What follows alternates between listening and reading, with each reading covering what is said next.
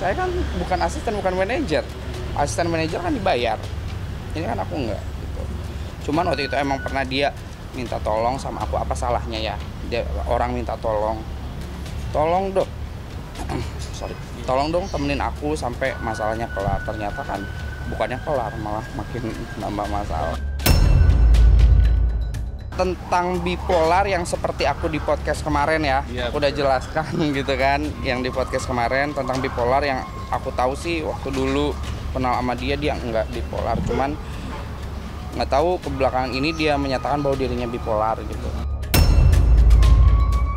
Dia program healing dan sekali 2 minggu wajib melakukan kontrol. Nanti kan rumah sakit yang akan memberi jawaban. Kalau saya dari kemarin bilang kalau udah sehat datang aja. Ya sebenarnya sangat menyayangkan ya, kenapa dia sih selalu berkuar-kuar di Instastory gitu kan, di sosial media. Kenapa sih nggak diem aja gitu, toh ntar ujung-ujungnya jadi masalah kan, jadi bumerang untuk dianya sendiri. Nama Medina Zain akhir-akhir ini nampaknya memang sudah tidak asing di telinga masyarakat. Dugaan kasus penipuan hingga penyakit bipolar yang diidapnya kini membuat dirinya kian ramai diperbincangkan. Dan kabar dirinya yang saat ini sudah pulang pasca jalani perawatan di rumah sakit jiwa nampaknya masih belum bisa membuat Medina Zain untuk speak up di hadapan publik terkait rentetan masalah yang telah diperbuatnya. Iqbal Selo yang merupakan sahabat lama dari Medina pun muncul dan mengungkapkan beberapa hal terkait sang selebgram yang dikabarkan seringkali membuat masalah itu. Lantas, seperti apakah penjelasan Iqbal Selo terkait kondisi Medina Zain yang seringkali membuat onar? Dan seperti apa pula ungkapan teman Medina Zain yang beberkan jika sang sahabat tidak pernah punya penyakit bipolar sebelumnya? Kemunculan Iqbal Selo yang merupakan sahabat dari Medina Zain pun bukanlah tanpa alasan. Sahabat lama dari Medina itu muncul lantaran dirinya kini juga turut direpotkan karena menjadi saksi atas kasus yang dilakukan oleh sahabatnya tersebut. Dirinya pun mengaku sangat menyayangkan jika sang sahabat masih terus saja membuat ulah dan berurusan dengan hukum. Lantas, kasus apa lagi yang kini kembali melibatkan Medina Zain? Saksikan selengkapnya hanya di Cumicam In-Depth berikut ini. Hai Cumi Lovers, bersama Cumicam In-Depth kami sajikan kabar lengkap, mendalam dan akurat dari narasumber terpercaya. Dan jangan lupa untuk like, subscribe dan juga share channel YouTube ini.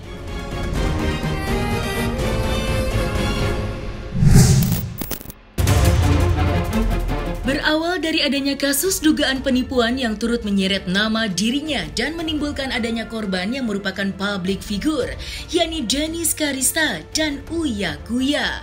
Kini, nama Medina Zain pun nampaknya belum terlihat pasca dirinya kini dikabarkan telah keluar dari rumah sakit jiwa usai menjalani perawatan untuk menyembuhkan penyakit bipolar yang diidapnya. Keberadaan Medina Zain yang kini masih tanda tanya pun akhirnya memunculkan sebuah statement yang terlontar dari sang sahabat, yakni Iqbal Selo, yang merupakan kerabat lama Medina Zain.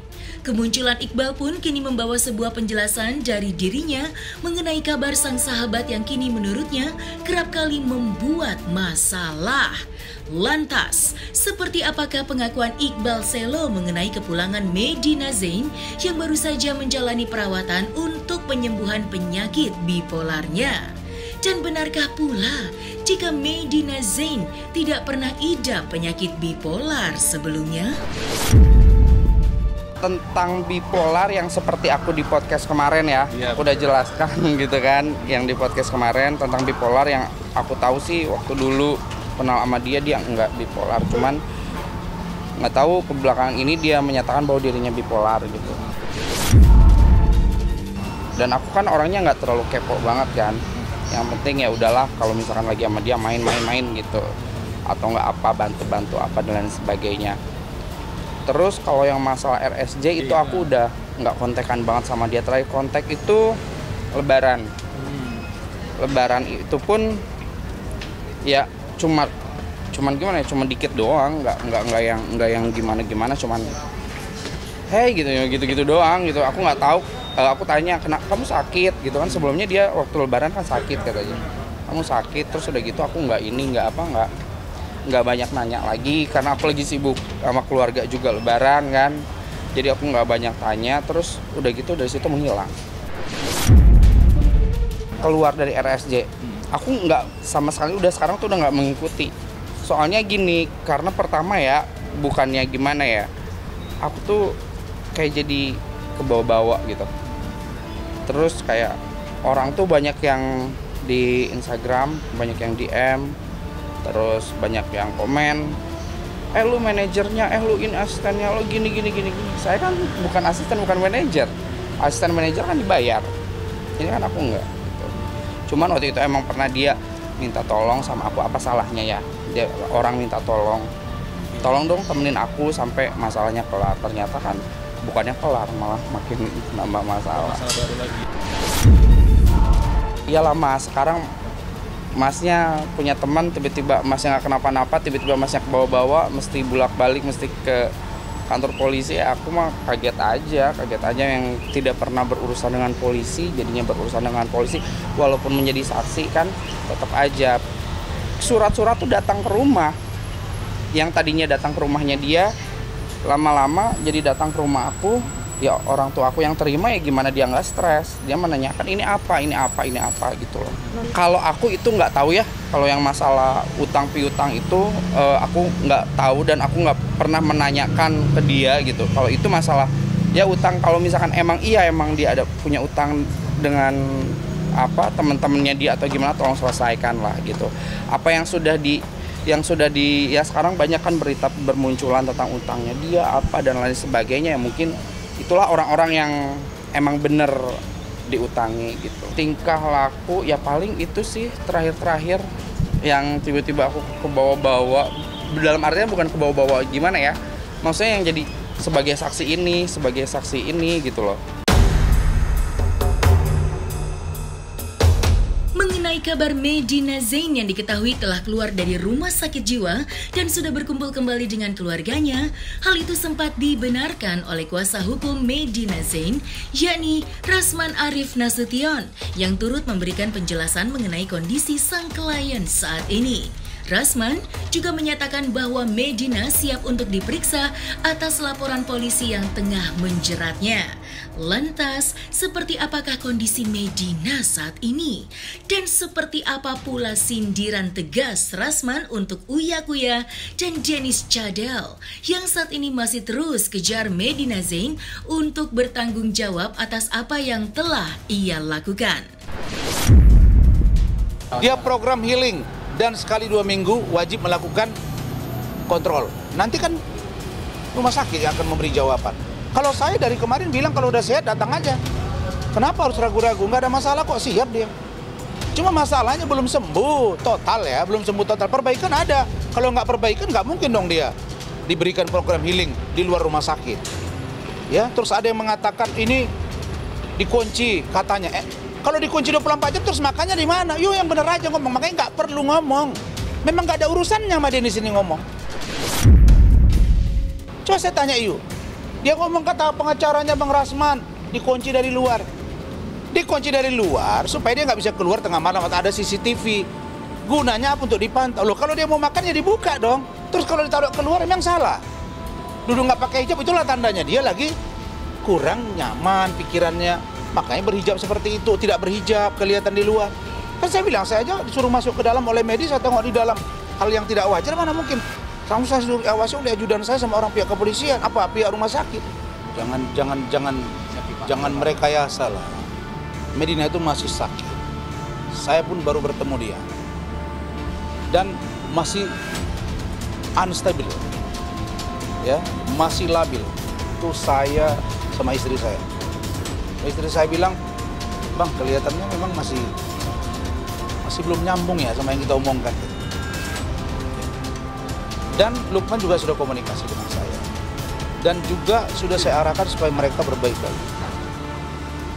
Sekarang yang saya mau jelaskan, Medi pun berupaya dan keluarganya untuk bisa survive, membayar kalau ada hutang piutang, kalau ada laporan, dan sikap untuk kedepannya seperti apa, besok saya jelaskan. Besok akan ada preskon jam 1. Sudah mulai membaik program healing, dan insya Allah kita akan pelan-pelan kata keluarganya dan komunikasi. Saya sudah pernah ketemu Medina Zain. Saya lihat dia di dalam pengawasan keluarga dan rumah sakit. Dan membaik. Saya doakan membaik. Supaya terungkap semua dan orang-orang yang menghina, merendahkan, termasuk Lukman juga akan membuat laporan. Uya siapa? Dia bukan penegak hukum. Polisi aja nggak maksa saya untuk minta dokumen rekap dokternya. Kalau mereka mau tanya sendiri kan boleh. Saya bilang silakan tanya rumah sakitnya. Datang ke rumah sakit jiwa, cek di mana pengawasannya. Lari atau gimana? Kalau lari kenapa bisa lari? Kenapa bisa kunci rumah sakit? Tanya aja sana. Tapi polisi masih percaya kok kata-kata saya. Dia bertemu dengan saya untuk saya lihat bagaimana keadaannya. Saya juga perlu tahu. Saya sudah ketemu. Saya juga ingin tahu seperti apa keadaan Lukman. Saya juga ketemu Lukman. Tapi seperti apa saya belum bisa katakan bahwa dia sembuh. Karena belum ada diagnosa dokter yang mengatakan memang dia sudah sembuh ya. Ingat ya, dalam program pengobatan keluarga juga ngomong ke saya nggak bisa berandai-andai. Saya nggak berhak mengatakan dia sehat ataupun dia sakit. Yang saya tahu dalam perawatan, kemudian dia keluar rumah sakit dalam program healing dan keluarganya mengatakan begitu, dan ada dikirim ke saya datanya dan ada sekali 2 minggu kontrol, sudah itu aja. Saya kira tidak porsinya kalau Lukman mengatakan Uya mengatakan apakah Medi bersedia atau tidak diperiksa. Lah, dia kan dalam pengawasan, dia masih program healing, dan kalau dia merasa pingin ada sesuatu, ya dia bisa cross check, itu saja. Medi dalam pengawasan siapa seperti apa? Yang pasti bukan di bawah pengawasan saya. Dia dari rumah sakit, cek aja ke sana. Ngapain harus sampai mengatakan bahwa misalnya bersedia atau tidak? Biar proses hukum kan juga. Polisi juga baru kabari saya kemarin dari Polda Metro, ya memberitahu ke saya bahwa akan ada pelimpahan P21 tahap 2. Saya beritahu ke penyidiknya. Mereka minta surat keterangan kemarin, saya akan kirim. Ya, nanti saya kira ingatkan saya yang bawa ya. Siap. Surat keterangan ya. Yang kemarin. Siap. Saya lupa itu. Siap. Mereka minta. Polisi aja yang nggak ada, yang sudah punya kewenangan nggak seheboh ini kok. Heboh kalau betul ya kata-katanya begitu ya. Jangan kalian perintir ya. Bersedia apa enggak kata-kata dia. Itu bukan urusan dia itu urusan penyidik. Yang duluan nerima uang siapa? Laporan dia kah atau uang duluan masuk? Duluan masuk kan uangnya? Dia juga udah ngaku kok, 65 juta. Mana bisa diilustrasikan begitu, Bos? Tunggu aja nanti proses hukumnya. Tapi kalau laporan kau ternyata tidak terbukti, tunggu laporan balik. Itu aja. Ini kata medik saya, bukan kata saya. Saya nggak pernah berkata-kata, Bos. Kecuali itu ranahnya yang menjadi kewenangan saya dari kuasa yang diberikan kepada saya. Tapi kalau yang prinsip tetap dari klien saya. Begitu. Nah sekarang Medi makin membaik, ya. Medi mulai siap, ya. Tunggu lihat tanggal mainnya. Itu saja. Nggak ada yang mengatakan tidak siap diperiksa polisi, siapa yang bilang? Nggak ada itu. Sangat bersedia. Sangat bersedia. Kenapa? Karena dia pun ingin menjalankan perusahaan dia kembali. Ya. Dan insya Allah dalam waktu dekat ini, sesuai dengan komitmen keluarganya ke saya, ya mungkin ada pembayaran-pembayaran. Ya, yang penting membaik. Kalau dia membaik, dia akan survive. Medi itu juga bidan biasa kok, dia nggak punya usaha, lama-lama berkembang punya duit. Siap dia, yang penting dia sehat. Salah satu yang bisa mengobati dia itu adalah Lukman Azhari.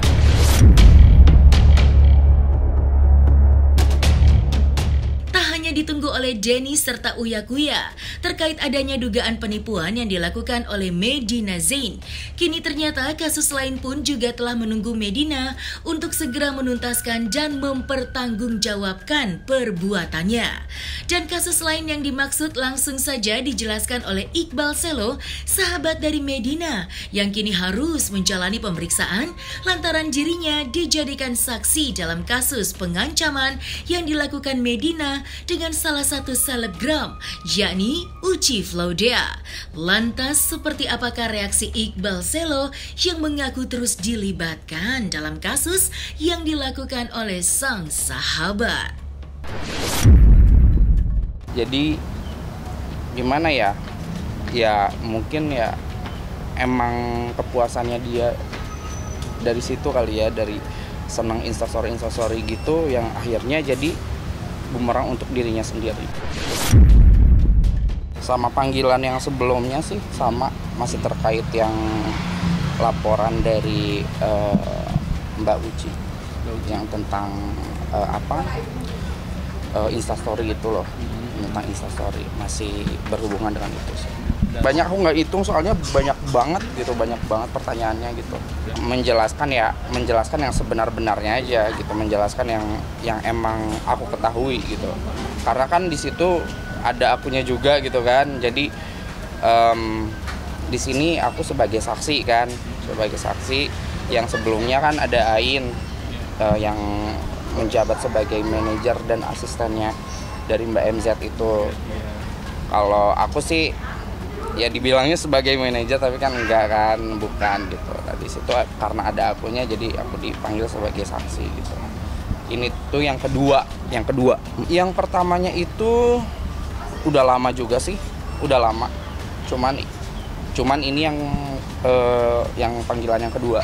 Kalau rumahnya dia kebetulan ya, yang aku tahu rumah orang tuanya yang di mana, yang di Ciwidey, rumah dia yang di Ciwidey itu aku nggak pernah tahu dan aku tidak pernah diajak ke rumahnya yang di sana gitu. Ya mungkin ya sekarang yang tersebarnya seperti itu, ya mungkin itulah yang sebenarnya mungkin gitu ya, aku nggak tahu karena aku belum pernah ke rumahnya gitu. Ya gitu aja sih. Sekarang itu aku nggak tahu kabarnya dia di mana, dia lagi ngapain, dia di kota mana, itu aku juga nggak tahu. Nggak ada. Sampai aku minta ya kalau mau blok aku silakan blok aja, blok nomor aku. Aku udah, maksudnya gimana ya, udah nggak mau ikut campur lah gitu. Udah capek, maksudnya aku pun kan ada urusan lain gitu. Sekarang aja ini kakiku lagi sakit, aku insiden mesti datang ke sini kan, kewajiban juga kan gitu kan. Kalau kita nggak datang kan nantinya jadi tambah masalah juga. Nah jadi ya apa boleh buat, sekarang aja memaksakan untuk datang ke sini gitu. Tapi alhamdulillah sih semuanya lancar dan pemeriksaannya pun nggak terlalu lama, nggak yang sampai beberapa jam gitu. Cuman tadi itu dari sekarang jam berapa ya? Ya cuman 1 jam 30 menit lah. Nah, selesai sudah Cumi Lovers. Bersama Cumi Cam Indap, kabar lengkap, mendalam dan akurat dari narasumber terpercaya. Dan jangan lupa untuk like, subscribe, dan juga share channel YouTube Cumi Cumi.